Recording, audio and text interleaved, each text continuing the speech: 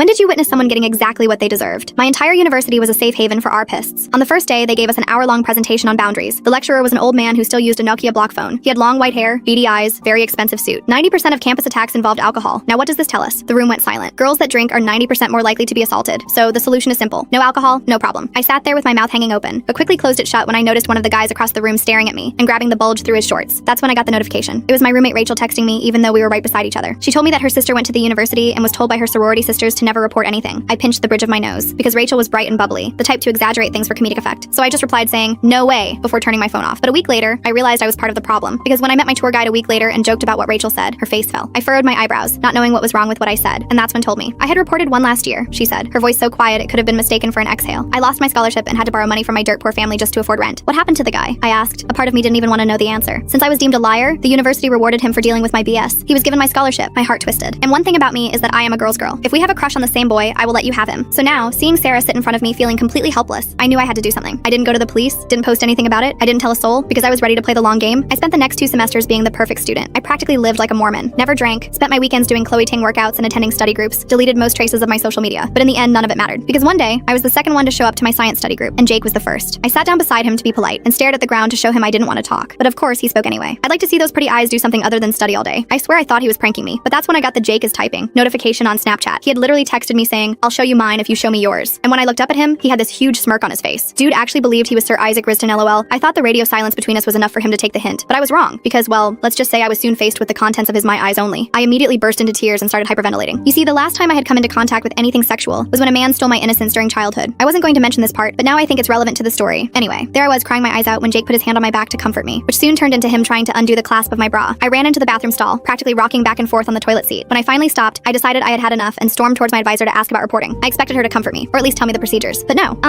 Why the F were you alone with him? Especially wearing that? She then pointed to my ripped jeans like they were to blame. I just smiled and walked away, because I had an ace up my sleeve, one that I didn't want to pull out unless I absolutely had to. My daddy was a rich lawyer. He was the one who had put my childhood ARPist away, and I knew he would do anything for me. And I had just recorded our entire conversation. Full story on channel, link below.